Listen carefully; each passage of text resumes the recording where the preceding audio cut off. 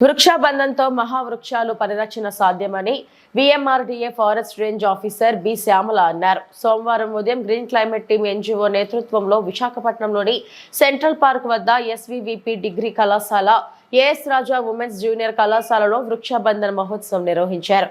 Central park వద్ద మహావృక్షానికి రాఖీ కట్టిన తర్వాత శ్యామల మాట్లాడారు.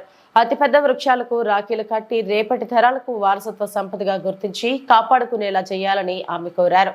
మహావృక్షాలని మన జాతి సంపదగా గుర్తించి కాపాడుకోవాలనే ఉద్దేశంతో ప్రతి ఒక్కరిని చైతన్యపరచడానికి తాను గ్రీన్ క్లైమేట్ టీమ్ ఎన్జీఓతో కలిసి వృక్షాబంధన్ దినోత్సవం నిర్వహించామన్నారు.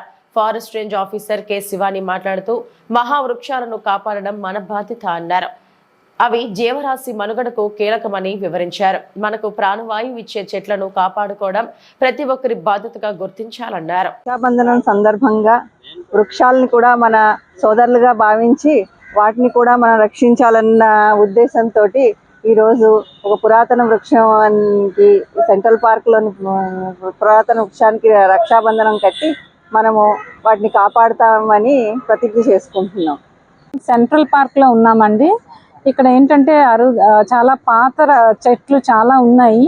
సో ఇక్కడ విఎంఆర్డీఏ తరఫున మా సిబ్బంది అంతా చాలా జాగ్రత్తగా ఉన్న వృక్ష సంపదను కాపాడుతున్నారండి.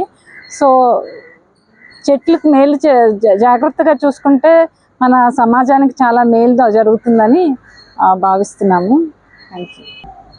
సో ఈరోజు రాఖీ పౌర్ణమి సందర్భంగా వృక్ష బంధన్ కార్యక్రమంలో ఈ యొక్క మా పిఎంసి డిగ్రీ కాలేజ్ పిల్లలు, స్టాఫ్ మరియు పేరెంట్స్ పాల్గొన్నారు.